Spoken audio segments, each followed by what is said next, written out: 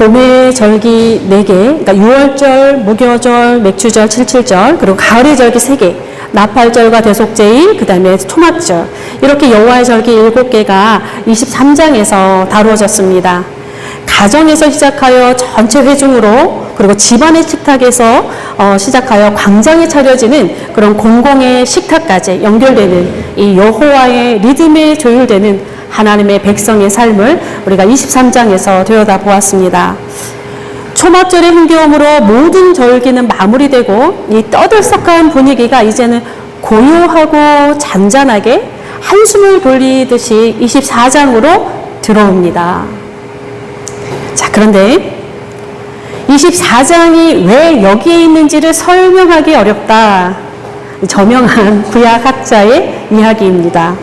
그러니까 24장을 읽어내고 또 매끄럽게 해석하기에 아직도 풀리지 않는 여러 난관들이 존재하는 장이다. 그렇게 보시면 되겠습니다.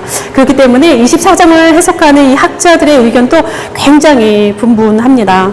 그러니까 전체적인 내용의 흐름도 그리고 위치도 조금 어색하고 24장 내에서도 우리가 이제 전반부만 읽었는데요. 후반부의 내용과 또 이렇게 비교해보면 이 두 가지 결합이 참 투박하기 그지 없습니다. 또 24장은 절기에 둘러싸여 있습니다. 그러니까 23장은 우리가 이미 보았지요. 또 이어지는 25장의 전반부를 보면 안식년과 희년에 대한 이야기입니다. 그러니까 절기와 무슨 연관이 있는 것 같으면서도 우리가 낯선 방으로 들어가는 그러한 분위기가 지금 흘러가고 있는 것이 24장의 모습입니다. 네, 그래도 어쨌든 잘 우리가 통과해보고 싶습니다. 자, 24장은 크게 두 덩이로 나눠볼 수 있습니다. 전반부는 성막 안에서 이루어지는 일들이고 후반부는 성막 밖에서 일어난 일입니다. 성막 안에서는 등잔불과 진설병에 대한 규례가 다루어지고 있고 성막 밖에서는 하나님에 대한 모독, 이에 대한 처벌, 또 도리의 복수법이 연결돼서 나오고 있습니다. 특별히 후반부 말미에 가보면 공동체에 의해서 죽임을 당하는 이 처벌이 등장을 하게 되는데 이 절기의 흐름 앞에서 이 상당히 당황스럽고 충격적이지 않을 수 없습니다. 오늘은 전반부의 내용만 우선 보겠습니다. 성막 안입니다. 여호와 앞에 있어야 할 것 두 가지를 지목했습니다. 불과 떡입니다. 등잔불을 켜두고 떡 12개를 항상 진설해야 합니다. 이 두 가지 행위에 따라붙는 말이 있습니다. 항상이라고 하는 부사입니다. 4번 등장을 합니다. 그러니까 2절, 3절, 4절, 8절에 등장하는데 2절에 계속해서 이 말도 항상이란 말입니다. 모두가 같은 말인데 연속하다, 계속하다라고 하는 뜻을 가지고 있습니다. 그러니까 일상적이며 정례적인 그러한 행위를 가리키고 있습니다. 그러니까 여호와 앞에 항상 등잔불을 켜두고 항상 12개의 떡을 진설하는 일, 이게 이스라엘의 일상이며 공동체 전체가 기억해야 되는 정례적인 그런 행위로 지금 선포되고 있습니다. 또 불을 켜고 떡을 진설하는 일에 따라붙는 말이 하나 더 있습니다. 순결한이라고 하는 형용사입니다. 2절, 4절, 6절, 7절인데요. 2절과 4절, 6절은 순결한, 그리고 7절은 정결함으로 번역되어 있는데 두 가지의 히브리 단어가 사용되어 있습니다. 그러니까 2절과 7절이 같은 단어고 4절과 6절이 또 같은 단어입니다. 2절과 7절에 사용된 대로는 순수한, 청결한 이런 의미를 가진 순결한 상태를 나타내고 있고 4절과 6절의 경우에는 의식적인 도덕적인 순결함을 나타내면서 주로 제사 문서에 사용되는 그런 단어입니다. 자, 어쨌든 이 11장부터 시작된 이게 정과 부정에 대한 정결 규례가 지금 오늘 24장에 등잔불과 떡상까지 지금 연결되어지고 있음을 보여주고 있습니다. 그러니까 일상의 일들까지 지금 정결 규례가 확장되어지는 그러한 모습입니다. 여호와 앞에 항상 두어야 하는 이 정결한 불과 정결한 떡, 불과 떡, 이스라엘의 광야 생활을 떠올리게 합니다. 구름 기둥과 불 기둥, 그리고 만나입니다. 혼돈과 어둠 속에서 이스라엘을 끄집어내신 하나님은 불꽃 가운데에서 처음 모세에게 나타나셨으며 당신이 구원한 백성들을 그 백성들이 나아가야 할 길 그 앞에 항상 앞서가셨는데 그 표징이 구름 기둥, 불 기둥이었습니다. 또한 40년 광야살이 동안 이들의 배고픔을 채우신 하늘의 만나가 있었습니다. 이것들이 지금 오늘 여호와 앞에 늘 진설되어야 되는 그 등잔불과 떡으로 연결되고 있습니다. 그러니까 이스라엘은 적어도 저녁마다 등잔불을 그러니까 어둠을 밝히는 이 등잔불을 켤 때마다 자신들의 빛이 되어서 인도하신 하나님을 생각하지 않을 수 없고, 매주일마다 떡을 진설할 때마다 자신들의 광야 40년 살이를 돌보시고 지키시는 하나님을 기억할 수밖에 없습니다. 이 빛과 떡은 사실 하나님의 창조 사역부터 시작이 되었습니다. 창세기 1장에 하나님이 이르시되 빛이 있으라 하시니 빛이 있었고, 가장 먼저 어둠에서 빛을 창조해 내셨습니다. 또 29절에 보면 씨 맺는 채소와 씨 가진 열매 맺는 모든 나무를 너희에게 주노니 너희의 먹을거리가 되리라. 피조물을 창조하시면서 무엇을 생각하셨느냐? 인간의 먹을거리를 생각하신 하나님이십니다. 그리고 이 두 가지는 예수 그리스도에게로 이어집니다. 참빛 곧 세상에 와서 각 사람에게 비추는 빛이 있었나니. 요한복음 1장입니다. 예수께서 또 말씀하여 이르시되 나는 세상의 빛이라. 나를 따르는 자들은 어두움에 다니지 아니하고 생명의 빛을 얻으리라. 요한복음 8장입니다. 예수께서 이르시되 나는 생명의 떡이니 내게 오는 자는 결코 줄이지 아니할 것이요. 요한복음 6장입니다. 참 빛이 되시고 생명의 떡이 되신 예수 그리스도. 이 말씀은 다시 그의 제자들, 예수 그리스도를 따르는 이들에게로 확장되어져 갑니다. 너희는 세상의 빛이라. 산 위에 있는 동네가 숨겨지지 못할 것이요 사람이 등불을 켜서 말 아래 두지 아니하고 등경 위에 두나니. 이러므로 집안 모든 사람에게 비추이니라. 산상보훈의 말씀이죠. 마태복음 5장입니다. 그리고 마태, 마가, 누가, 요한 모두에게 나오는 말씀입니다. 너희가 먹을 것을 주라. 요한복음 21장 예수 그리스도께서 베드로에게 말씀합니다. 내 양을 먹이라, 내 양을 치라, 내 양을 먹이라. 이 빛과 떡에 대한 말씀, 창세기부터 쭉쭉쭉 해서 이렇게 이어집니다. 그러니까 여호와 앞에 등잔불을 켜서 꺼지지 않게 하는 것, 여호와 앞에 떡을 진설하는 일, 우리의 생명의 떡이 되시고 우리에게 참빛으로 오신 예수 그리스도와 우리의 사명을 새롭게 하는 말씀으로 신약과 연결되고 있습니다. 이 매일 저녁 등불을 켜는 일과 매주일 떡을 진설하는 일들은 사실 제사장들만 잘 숙지하면 될 것 같은데, 실질적으로 그것을 하는 사람들은 제사장이니까 그러면 될 것 같은데, 메시지는 온 회중을 향하여 있다는데 그 중요함이 있습니다. 2절에 보면 이스라엘 자손에게 명령하여, 그러니까 제사장들에게만 하는 것이 아닙니다. 온 이스라엘에게 지금 선포되는 말씀입니다. 불과 떡에 담긴 의미가 이스라엘 전체를 향하고 있기도 하지만 사실 그 행위 자체가 제사장 홀로 하는 일들은 아닙니다. 가만히 읽어보면 불을 켜고 떡을 진설하는 이 구체적인 정례적인 일은 제사장의 손을 통해서 행해진다 할지라도 순결한 기름을 준비하고 고운 가루를 또 준비하면서 떡을 만드는 일은 백성의 몫으로 나오고 있습니다. 매일 저녁 등잔불을 관리하고 매주일 떡을 진설하는 일, 바로 제사장과 백성의 공동 작업, 그러니까 협업인 셈이 됩니다. 그러니까 성경 속에서 모든 예배들을 보면 제사장 홀로 아니면 제사장 그룹만 이렇게 따로 떼어서 진행되는 법은 하나도 없습니다. 개인의 제사도 공동체의 제사도 그 자체로서 항상 공동체성을 띠고 있다 말씀드릴 수 있습니다. 그러니까 하나님의 백성으로 하나님을 섬긴다라고 하는 것은 지극히 개인적인 일이지만 또 우리의 일들이기도 합니다. 그러니까 하나님의 백성으로서의 부르심 자체가 사적이지만 동시에 동전의 양면처럼 공적인 그런 사건이고, 성경 속 부르심을 보면 개인적으로 부르신 것 같으나 그러나 공동체 속으로 그렇게 부르시고 계시다라는 것을 우리는 잘 알고 있습니다. 또한 그의 역사가 그것을 증거합니다. 또 우리 존재 자체가 개별적이지만 동시에 관계적이고 사회성을 띠는 것도 그렇습니다.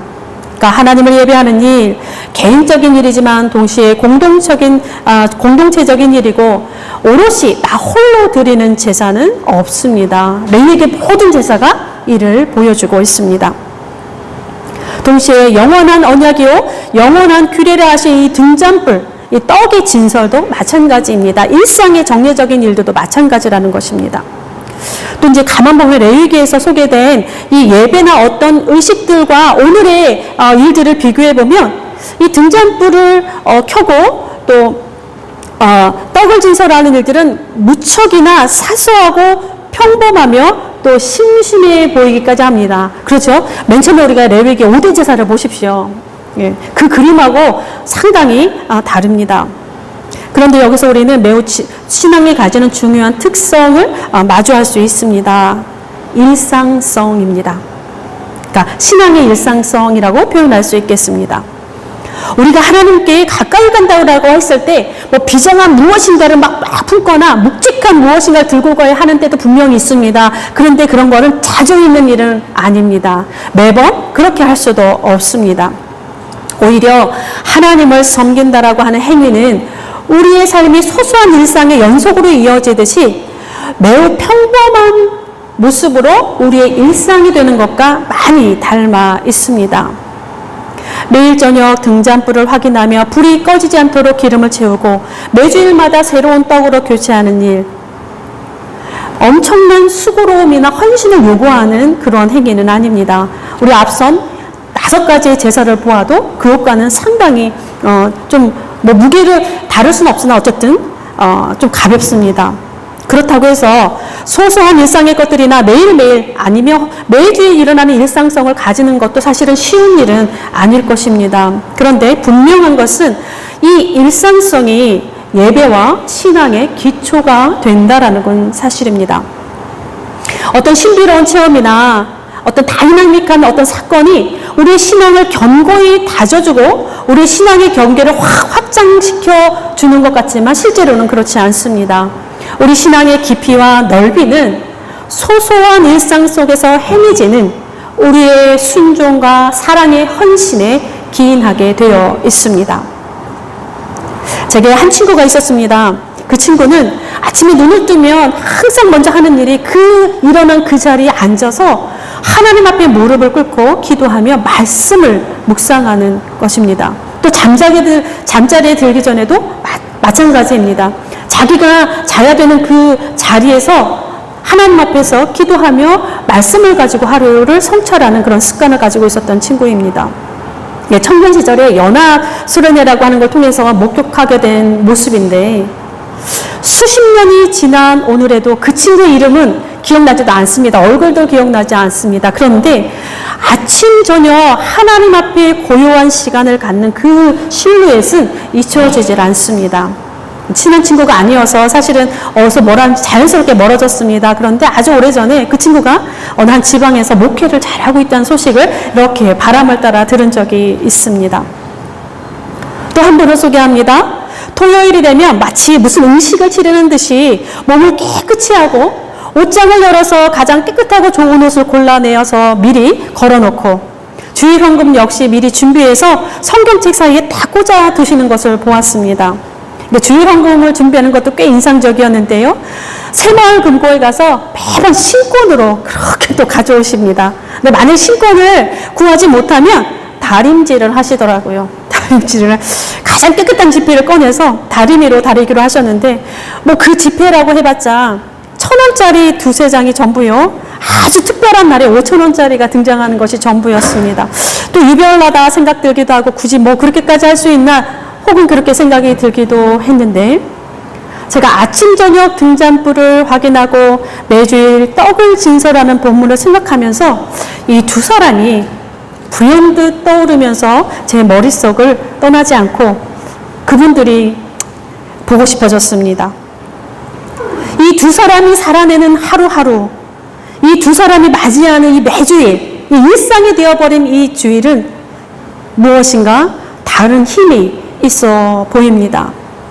하나님을 생각하며 하루를 시작하고 하나님을 생각하며 하루를 마무리하고 하나님을 생각하면서 주일을 맞이하는 사람들, 그저 단순히 습관화된 어떤 행위를 말씀드리는 것은 아닙니다. 하나님을 생각하는 일상이 되어버린 사람들, 이 두 사람이 많이 생각이 났습니다. 이 두 사람의 일상이 그들의 신앙을 굉장히 깊고 넓은 곳으로 인도하셨을 것 같습니다. 이 일상성에 대해서 다시 조금 더 한 걸음 더 나아가 보겠습니다. 그러니까 한 칼럼에서 우희종 서울대 명예교수가 이런 말을 한 적이 있습니다. 나는 악의 평범성을 넘어설 수 있는 근본 힘이 선의 일상성에 있다고 믿는다. 악의 평범성을 인지하되 선의 일상성에 주목하는 삶이 될 때 사회도 사람의 얼굴을 하게 될 것이다. 사회가 사람의 얼굴이 아니라는 거죠. 네, 여기서 악의 평범성이라고 하는 표현 익히 들어보셨을 것입니다. 그러니까 한나 아렌트의 예루살렘의 아히히만에서 그 책에 나오는 거의 마지막의 결어와 같은 그러한 단어입니다. 예루살렘의 아히히만, 1961년 예루살렘에서 진행된 전범 재판 보고서이죠. 나치 정권 하에서 자행된 유대인의 학살의 실무 책임자인 아히히만을 재판하는 과정을 좀 지루하지만 이렇게 길게 다루어준 책입니다. 근데 끝까지 아히히만은 자신의 무죄를 주장을 합니다. 기가 막히도록 어이가 없는 것은 그의 변론입니다. 뭐라고 했냐면 자신이 마땅히 해야 하는 업무를 진행했을 뿐이다. 그렇게 줄곧 이야기합니다. 자신의 하루가 무엇을 향하고 있는지, 내가 지금 하고 있는 일이 어떤 열매를 맺을 것인지 아무런 생각이 없는 그의 모습, 재판을 받는 그 순간에도 전혀 없어 보였습니다. 더욱 세계가 놀란 것은 그의 얼굴이 아주 평범한 이웃의 얼굴이었다는 점입니다. 만약 그가 했던 일의 내용만 바뀐다고 하면 아마 그는 성실하고 충성된 일꾼으로 칭송받았을 그러한 공무원이었습니다. 자, 여기서 스스로에 대한, 그리고 지금 내가 하고 있는 일에 대한, 그리고 내가 생각 없이 던지는 말에 대한 비판적인 사고와 깊은 성찰이 없다면 우리 모두가 제2, 제3의 아히히만이 될 수 있다라고 하는 것이 이 한나 아렌트의 일침입니다. 여기에서 우희종 교수는 이러한 악의 평범성, 선의 일상성과 비교하면서 이렇게 말합니다. 그러니까 악은 평범한 사람들 속에 존재하지만 동시에 평범한 사람들의 그 일상에 무엇이 존재하느냐? 선도 깊이 담겨 있다. 이렇게 말하면서 우리는 악의 평범성을 인지하되 이 선의 일상성, 사람들에게 속해 있는 선의 일상성에 주목해야 한다라고 강조하면서 이 선의 일상성을 계속 끄집어낼 때 악의 평범성을 넘어설 수 있다. 그렇게 이야기를 합니다. 그러니까 선의 일상성만이 악의 평범성을 넘어선다. 사실 이 표현이 매우 울림있게 다가왔습니다. 왜냐하면 신앙적인 측면에서도 마찬가지이기 때문에 그렇습니다. 하나님 앞에서도 악은 우리 옆에 매우 평범한 모습으로 앉아 있습니다. 우리가 존 스토트의 그 생각하는 그리스도인, 이 책의 제목도 한 번에 떠오르는데요. 그러니까 신앙의 깊이와 넓이는 우리의 일상성, 우리의 신앙의 일상성이 무엇으로 다져지느냐에 달려 있다 볼 수 있습니다.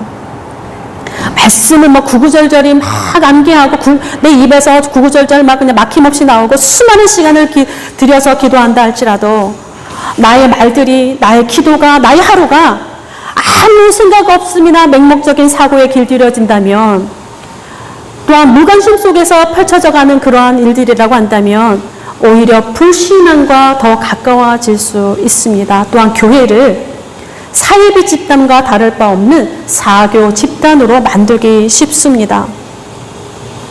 나의 하루하루를 하나님의 말씀 앞에 정직하게 세우며 깊이 성찰하고, 또 나의 한 주간을 돌아보며 하나님 앞에 겸손하게 서기를 준비하는 매일매일 이 신앙의 일상성, 우리에게 이런 선의 일상성이 필요합니다. 신앙의 일상성은 아침 저녁으로 등잔불이 꺼지지 않도록 살피며 기름을 준비하는 일이요, 선의 일상성은 매주일마다 고운 가루로 만든 떡을 여호와 앞에 진설하는 그러한 일들입니다. 아까 순결한 항상이라고 하는 부사가 있었습니다. 순결하게 늘 그 일상성을 해가는 것. 여기에서 선은 오직 하나입니다. 하나님이십니다. 하나님만이 선하시고 하나님의 말씀만이 선합니다. 이러한 선의 일상성이 우리의 삶을 지탱해야 한다 말씀드릴 수 있습니다. 우리가 비록 연약하고 부족하며 여전히 죄 가운데 살아가지만 이러한 신앙의 일상성, 선의 일상성이 우리에게 남아있기에 끊임없이 그리고 또다시 하나님 앞에 나아갈 수 있는 것도 우리의 은혜이지 아닌가 싶습니다. 선의 일상성은 매일매일 우리의 말과 행동을 하나님 앞에 세우는 일이요. 선의 일상성은 땅을 먼저 보기보다 하늘을 먼저 보는 일입니다. 또한 사람의 형편을 바라보기보다 하나님의 위대하심과 성실하심을 먼저 보겠다는 매일매일의 다짐이기도 합니다. 가장 치열한 신앙의 치열한 격전지는 우리의 일상입니다. 우리의 일상이 그냥 맹목적인 습관에 의해 다스려지는 것이 아니라 우리의 인생이 되는 이 작은 일상이 생각 없음으로 인해서 고루해지는 것이 아니라 또 산만함으로 세상 일의 산만함으로 우리의 길을 잃어버리지 않기를 소망할 따름입니다. 하나님을 생각함으로 아침마다 저녁마다 여호와 앞에 등잔불이 꺼지지 않기를 살피는 사람들, 하나님을 기억함으로 저녁마다 여호와 앞에 등잔불이 꺼지지 않도록 나의 하루를 들여다보는 사람들, 하나님을 사랑함으로 매주일마다 여호와께 드릴 떡을 빚는 그런 사람들, 우리 모두가 이러한 선의 일상성에 주목하며 살아가고 그렇게 우리의 하루하루가 이어진다라고 한다면 우리가 사는 것이 우리의 삶의 하루하루가 하나님의 얼굴이 되어 세상에 드러날 것 같습니다. 기도하겠습니다. 오늘도 사랑하는 하나님 앞에 우리의 등잔불이 꺼지지 않도록 지키며 우리의 고운 가루로 떡을 만들어 주 앞에 놓습니다.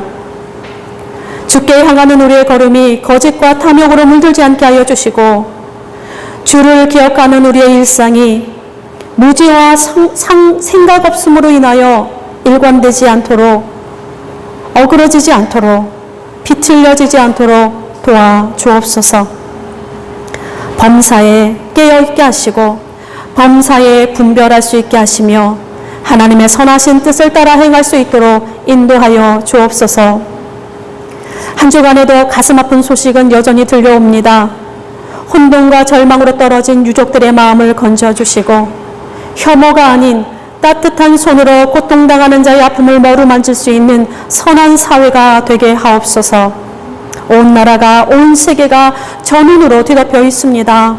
주님, 우리를 불쌍히 여겨주시며 하나님의 사람들을 통하여 그리스도의 평화가 임할 수 있도록 도와주옵소서. 우리의 소박한 일상이 선의 일상이 되게 하여 주셔서 우리의 삶의 자리에 그리스도의 형상이 드러나게 하옵소서. 오늘도 우리를 지키시고 도우시는 예수 그리스도의 이름으로 기도드립니다. 아멘.